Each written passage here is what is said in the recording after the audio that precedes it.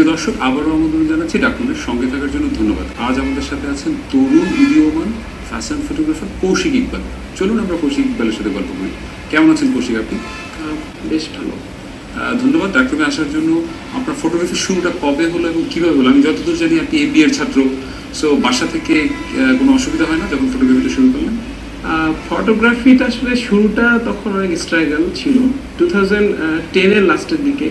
তো আসলে ফটোগ্রাফার হবো ওইভাবে কখনো প্ল্যান ছিল না, যে ছবি তোলার প্রতি একটা ভালোবাসা ছিল। সো বেসিক্যালি এর আগে অনেক ডিজিটাল ক্যামেরা বা এই টাইপের, মানে তারও আগে যেটা ছিল যে ফিল্মের ক্যামেরা, ওগুলোর সাথে ইনভলভ ছিলাম। তো 2010-এর লাস্টের দিকে হঠাৎ করে একটা DSLR ক্যামেরা কেনা হলো। সো আসলে আমার দেশে তো আসলে যেটা হয় অ্যাজ ইউজুয়াল, আমার ক্ষেত্রে ওরকমই ছিল যে ডিজিটাল DSLR ক্যামেরাটা দিয়ে ছবি তুলতে তুলতে মানে অনেকটা ফটোগ্রাফির দিকে একটা আগ্রহ তৈরি হয়। সো এরপরে আসলে এগিয়ে যাও। সো আপনার এভাবে করে কোথাও থেকে আসলে ফটোগ্রাফিটা শেখা হয়নি? না। আচ্ছা, তাহলে কিভাবে শিখলেন? আপনার ছবি দেখলে তো খুব ভালো লাগে, ভিন্ন মাত্রার লেভেলের ছবি তোলেন, কিভাবে আসলে নিজেকে তৈরি করলেন? নিজেকে তৈরি বলতে প্রথমত ভালো লাগার ব্যাপারটা ছিল, আর এরপরে আসলে বর্তমানে যেটা যে ডিজিটাল ব্যবস্থার যে বেনিফিটটা আমরা নিচ্ছি, যে বেসিক্যালি নেটে ইউটিউব, গুগল আসলে আপনাদের হেল্প করে। নেটে প্রচুর পড়ালেখার সুযোগটা ছিল, এখনো আছে। সো ওখান থেকে আসলে এগিয়ে যাওয়া, কারণ বাংলাদেশে তো আসলে ফটোগ্রাফি নিয়ে প্রাতিষ্ঠানিক শিক্ষার মতো খুব বেশি প্রতিষ্ঠান হয়তো নেই কাজে। আর আমাদের সময়টা আসলে আমরা জানতামও না যে আসলে কিভাবে আগাতে হয়। তো প্রধানত প্রচুর ছবি দেখতে দেখতে আসলে এভাবে এগিয়ে যাওয়া। বা ধরুন বাংলাদেশে যে কয়টি ভালো মানের প্রতিষ্ঠান আছে বিশ্বমানের, সেটি হচ্ছে অনেক বেশি ফটো জার্নালিজম, ডকুমেন্টারি বেসড হতে হয়। সো কেউ যদি আসলে একটু কমার্শিয়াল অ্যাসপেক্ট থেকে ফটোগ্রাফি করতে চান, ফ্যাশন বা প্রোডাক্ট ফটোগ্রাফি শিখতে চান, সেভাবে এখন আসলে সেই প্রাতিষ্ঠানিক শিক্ষাটার সুযোগ কম। হ্যাঁ, এবং আমার একটা জিনিস খুব হিংসা লাগে আপনাদের তরুণদের, কারণ আমার এখনো মনে আছে আমি ফ্ল্যাশ শেখার জন্য একজনের পিছনে আমি 6 মাস ঘুরেছিলাম। তো তারপরে আস্তে আস্তে একটু থেকে আজকে এটা, কালকে ওটা, কিন্তু এখন কিন্তু ইউটিউবের সুযোগে যে কোনো তরুণী চাইলে কিন্তু সেই বেনিফিটটা নিতে পারে। এটা নিঃসন্দেহে একটা আসলে আনন্দের বিষয়। সো মূলত আপনি ফ্যাশন ফটোগ্রাফিটা বেশি করেন, এছাড়া কি কি ধরনের প্রোডাক্ট, ডকুমেন্ট, অন্যান্য কাজগুলো কি করেন? বা আমার আসলে শুরুটা ছিল সিনেমাটোগ্রাফি দিয়ে, কারণ ক্যামেরাটা কেনার উদ্দেশ্য ছিল যে তখন আসলে যেমন যে একটু নাটক বানাবো বা নিজেরা ছোটখাটো শর্ট ফিল্ম বানাবো, এই উদ্দেশ্যে আসলে ক্যামেরাটা কেনা। তো এরপরে আসলে দেখলাম যে না, একটা স্টিল স্ন্যাপও ভালো কিছু হতে পারে, একটা ভালো কিছু রিপ্রেজেন্ট করতে পারে। সো ওখান থেকে আসলে টুকটাক এগিয়ে চলা। তো ফ্যাশন ফটোগ্রাফিটা আসলে তখন থেকেই ভাল লাগতো, যে কমার্শিয়াল জায়গায় নিজেকেও ভাল লাগতো যে আমিও একদিন এরকম, যে বাংলাদেশে যখন বড় বড় ফ্যাশন ফটোগ্রাফার ভালো করতেছে, আস্তে আস্তে আমাদের ইন্ডাস্ট্রিটাও এগিয়ে যাচ্ছে, তখন নিজেকেও মনে হতো যে আমিও যদি এই জায়গাটায় যেতে পারি খারাপ হবে না। তো আসলে এভাবেই কি মানে এগিয়ে যাওয়া আর কি। সো বাংলাদেশি কোন ফটোগ্রাফারের কাজ আপনাকে ইন্সপায়ার করে? ফ্যাশনে যদি বলতে হয়, আমি আনডাউটলি রফিক ভাইয়ের অনেক বড় ফ্যান। রফিক ভাইয়ের কাজ সবসময় ভাল লাগে। আর এখনকার মধ্যে যেমন রিয়াদ ভাই, তপু ভাই ভালো কাজ করতেছে। সো ওভারঅল বেশ আমাদের ইন্ডাস্ট্রিটা এগিয়ে যাচ্ছে। সো বিদেশি ফটোগ্রাফারদের কাজ দেখা হয়? আমি আসলে নেটে প্রচুর ছবি দেখি, যেমন ইন্ডিয়াতে আমি অমিত খান্নার ছবির খুব বড় ফ্যান। আর কমার্শিয়ালি বলতে গেলে যেটা ডাব্বু রাতনানি, ওনার কাজও খুবই ভালো লাগে। পাশাপাশি বাইরের ছবি ভালোই দেখি।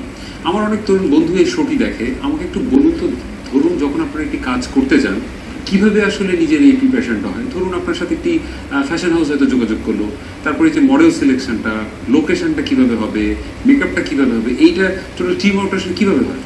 আসলে ফটোগ্রাফি জিনিসটা সত্যিকারভাবে টিম ওয়ার্ক একটা। তো আমাদের যেমন একটা কমার্শিয়াল কাজের ক্ষেত্রে, সাপোজ আমি একটা ফ্যাশন হাউসের যদি কমার্শিয়াল পারপোজের কোনো ফটোশুটের কথা বলি, সেক্ষেত্রে আমাদেরকে প্রথমত একটা তাদের সাথে ডিসকাশন করা হয় যে এই কয়টা ছবি হবে বা এই ছবিগুলো এই পারপোজে ব্যবহার করা হবে। তো আমরা আসলে প্রথমত পোশাকটা বুঝে আসলে ওই ছবিটা কি হিসেবে যাবে সেটার দিকে আমি প্রাধান্যটা বেশি দেই। কারণ দেখা যাচ্ছে সাপোজ একটা ওয়েস্টার্ন শুট, আমি অবভিয়াসলি ওয়েস্টার্ন আউটফিটটার সাথে ব্যাকগ্রাউন্ড বা ছবির কনসেপ্টটা যেন যায়, এই জিনিসটা সবার আগে আমি মাথায় রাখি। সো এরপরে আসলে ওইটার সাথে একটা ড্রেসের সাথে আমার দেশের মডেলস কারা যেতে পারে একটু খেয়াল করলে হয়তো জিনিসটা আরো ভালো আউটপুট হতে পারে। সো ওভারঅল সব মিলাই আর কি এভাবে আগানো হয়। আর প্রথম ব্যাপারটা হচ্ছে, আমরা তো আসলে নিজেরাও খুব ভালো যে জানি তাও না, সত্যিকার অর্থে যে বাইরের দেশের হিসেবে আমরা আসলে কিছুই না, নগণ্য। তো আমরা যেটা করি, আমাদের প্রধানত আমরা বাইরের ছবিগুলো দেখি, ওখান থেকে আসলে কনসেপ্ট আমরা নেওয়ার চেষ্টা করি। তো তারপরে আসলে ওটা আমাদের নিজেদের কাজে যতটা সম্ভব আমরা অ্যাপ্লাই করি। এতে কি আপনি মনে করেন না যে আমরা আসলে নিজেদেরকে ডেভেলপ না করে বাইরের যে কপি পেস্ট করার যে টেন্ডেন্সিটা, যেমন ধরেন একটা ফ্যাশন হাউস থেকে হয়তো দেখে বললো যে আমাকে এরকম একটা ছবি তুলে দেন, সো আমাদের এখানে এই যে বাজেট স্বল্পতা, আর ক্লায়েন্টই আসলে যখন চায় যে হ্যাঁ আমাকে এরকম একদম কপি করে দেন, আপনারা কি এটা ডেভিডেটে ইমপ্রুভ করার চেষ্টা করছেন না, বা কিভাবে আসলে তখন ডিল করেন? অ্যাকচুয়ালি কপি ব্যাপারটা আসলে সত্যিকার কপি করা কিন্তু সব থেকে কঠিন কাজ। একটা ছবি হুবহু কপি করাটা আসলে টাফ। আমরা যেটা করি, আমি পার্সোনালি যেটা করি, যে আমি কখনো আসলে কপির পক্ষে না। আমরা হয়তো বাইরের দেশে একটা ছবি থেকে কনসেপ্ট রেফারেন্সটা নিতে পারি। তো রেফারেন্স আর কপির মধ্যে কিন্তু আসলে পার্থক্য আছে। তো আমরা অনেকে হয়তো মনে করি যে আমরা কপি করতেছি, বাট ট্রুলি কপি করা আসলেই কঠিন। তো রেফারেন্স হিসেবে যে না, এই ব্যাকগ্রাউন্ড বা এই টাইপের একটা ওয়েস্টার্ন আউটফিটের সাথে যেতে পারে, সো এই টাইপের ফ্লেভারটা আমাদের দেশে আসলে কেমন দেয়া যেতে পারে, সো বেসিক্যালি রেফারেন্সটাই আমরা নেই। আমার প্রচুর তরুণ আলোকচিত্রী বন্ধু আমাকে অনেক সময় বলেন যে বাজেট নিয়ে তারা একটা ক্ষোভ প্রকাশ করেন, যে দেখা যায় ক্লায়েন্ট চাই এরকম এরকম এরকম হবে, কিন্তু বাজেটের বেলায় আসলে তখন এরকম হয় না। অনেক সময় দেখা যায় কি তাদেরকে ফোর্স করে যে ভাই ফটোশপে ব্যাকগ্রাউন্ডটা চেঞ্জ করে দেন না। সো এটা তখন আপনারা কিভাবে আসলে ডিলটা করেন, বা এটা কি আমাদের শিল্পের জন্য ভালো কিছু হবে? প্রথম ব্যাপারটা হচ্ছে এখনকার ক্ষেত্রে যেটা ক্লায়েন্ট বা সবার ক্ষেত্রে দেখা যায় যে এডিট করে দেন, এই কথাটা আসলে প্রচলিত হয়ে গেছে। তো আসলে এডিট ব্যাপারটা কি আমরা হয়তো না জেনেই বা পোস্ট প্রসেসিং করে এটা ঠিক করে দেন। একটা ছবিকে আরো রিচ করার জন্য হয়তো আমরা পোস্ট প্রসেসিং এর সাহায্য নিতে পারি, বাট আপনাকে প্রথমত অরিজিনাল ছবিটা তো অবশ্যই ভালো করতে হবে। এখন আসলে সবকিছু এডিটের উপরে ডিপেন্ড করে আসলে ওটা ভালো কিছু হতে পারে না। আর বাজেটের যে ব্যাপারটা বললেন, হ্যাঁ এটা আসলে সত্যি কথা, কারণ আমাদের আসলে এত বেশি ডে বাই ডে বাজেট, যেখানে আসলে আমাদের ইন্ডাস্ট্রিটা আগানোর কথা, সেক্ষেত্রে আমাদের দেখা যাচ্ছে যে 3-4 বছর আগের থেকে বর্তমানে বাজেটের অবস্থা আস্তে আস্তে কমে যাচ্ছে। আর এটার কারণে যেটা হচ্ছে আউটপুটের ক্ষেত্রে সেটা ইফেক্ট করতেছে। যে যেমন দেখা যায় যে আমাদের দেশের ম্যাক্সিমাম শুটগুলো ঢাকা কেন্দ্রিক হচ্ছে, বাট বাইরের দেশে যখন ছবি দেখবেন ওরা কিন্তু আসলে ওদের কান্ট্রির সব দিক জায়গাগুলো ইউজ করতেছে। আমাদের ক্ষেত্রে যেটা হচ্ছে কি, আমরা চাইলেও সাপোজ একটা ছবি একটু ঢাকার বাইরে যাই, হয়তো বান্দরবন বা রাঙামাটি এইসব জায়গা, হয়তো সেরকমই ডিপেন্ড করছে এটা ছবিটা যদি বান্দরবন অনেক বেশি মজা হতো, কিন্তু বাজেটের কারণে এটা হচ্ছে না। তখন আমরা দেখা যাচ্ছে যে ব্যাকগ্রাউন্ড চেঞ্জ বা এইভাবেই করতে হচ্ছে। কিন্তু আসলে স্পট অন স্পটে ছবি বানানো আর পোস্টে করাটার মধ্যে আসলে আকাশ পাতাল পার্থক্য।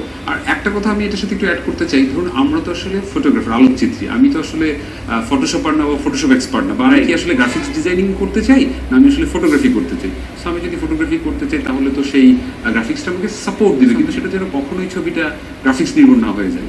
সেটাই আসলে আমাদের আলোকচিত্রীদের উদ্দেশ্য হওয়া উচিত। কিন্তু আমাদের অনেক ক্লায়েন্ট আসলে বুঝে না, ক্লায়েন্টদের ধারণা থেকে যে ফটোগ্রাফার ওকে অবশ্যই গ্রাফিক্স ডিজাইনার হতে হবে বা এডিটটা পারফেক্টলি জানতে হবে, এটা আসলে সময়ের দাবি। বাট হ্যাঁ, আমি মনে করি এটা দোষের কিছু না, কারণ একজন ফটোগ্রাফার সে যদি গ্রাফিক্স বা পোস্ট প্রসেসিং এর কাজে যত এক্সপার্ট হয় অবশ্যই সেটা ভালো হবে, কিন্তু প্রধানত তার যে প্রধান কাজ সেটাতে সে যেন পুয়ার না হয়। সো যেটা আমার কাছে ধারণা যে ফটোগ্রাফিটা ভালোভাবে শেখার পরে পাশাপাশি হচ্ছে পোস্টের কাজে ভালো হওয়া উচিত। সেটাই। আরেকটা জিনিস বলেন তো, ইদানিং তো ধরেন ফেসবুকের কল্যাণে আমাদের অনেক বেশি ডিজিটাল কন্টেন্ট হিসেবে আসলে ছবিটা ইউজ হয়। সো আসলে এটা যখন আসলে ডিজিটাল মাধ্যমের ছবি আর প্রিন্ট মিডিয়ার ছবি, দুটোর মধ্যে পার্থক্যটা কোথায়? এটা আসলে খুব ইম্পর্টেন্ট একটা ব্যাপার, যে আমরা আসলে যখন ফেসবুকে ছবিগুলো দেখি, সো ফেসবুকের ছবিগুলো অনেক ভালো দেখা যায়, কিন্তু যখন দেখা যাচ্ছে ছবিটা প্রিন্টে যাচ্ছে বা একটা ম্যাগাজিনে যাচ্ছে বা একটা বিলবোর্ডে যাচ্ছে, তখন দেখা যাচ্ছে ওই ছবিটার সাথে এই ছবিটার আকাশ পাতাল পার্থক্য। এটার একটা প্রধান ইম্প্যাক্ট ব্যাপারটা হচ্ছে আমাদের দেশের প্রিন্টিং ব্যবস্থা। সাপোজ কালারের যে ব্যাপারটা, আমাদের দেশে বেসিক্যালি সিএমওয়াইকে ফরম্যাটে প্রিন্ট হয়, বাট আমরা যখন ফেসবুক বা আমাদের যখন কোনো ডিজিটাল মাধ্যমে আমরা ছবি দিচ্ছি, তখন আসলে আমরা এত কিছু খেয়াল করছি না। তখন ওই ছবিটা যখন আমরা প্রিন্টে যাচ্ছে, তখন কালার কনভার্ট বা পোস্টে যে এই ব্যাপারগুলো আসলে অনেক পার্থক্য আছে, যেটা আসলে আমাদের নতুন অনেক আলোকচিত্রীরা জানে না।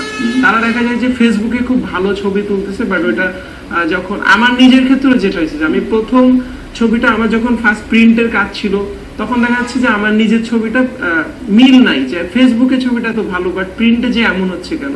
তখন আসলে আমি ব্যাপারটা দেখলাম বা একটু স্টাডি করলাম যে না, আমাদের দেশে আসলে প্রিন্টিং এর ব্যবস্থাটা এখনো বাইরের মতো অতটা উন্নত হয় নাই।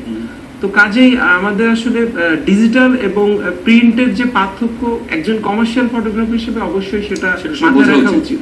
এবং আপনার ক্লায়েন্টের তো বিভিন্ন রিকোয়ারমেন্ট থাকবে, কেউ হয়তো চাইবে যে আমার ছবিটা বিলবোর্ড হোক, তখন আর একটু বেটার রেজুলেশনে তোলা যায় কিনা, বা আমার এই ছবিটা শুধুমাত্র ছাপা হবে, এই ছবিটার আর কোনো বিলবোর্ড হবে না, বা এই জিনিসগুলো কি আপনারা মাথায় রেখে ছবিটা তোলেন বা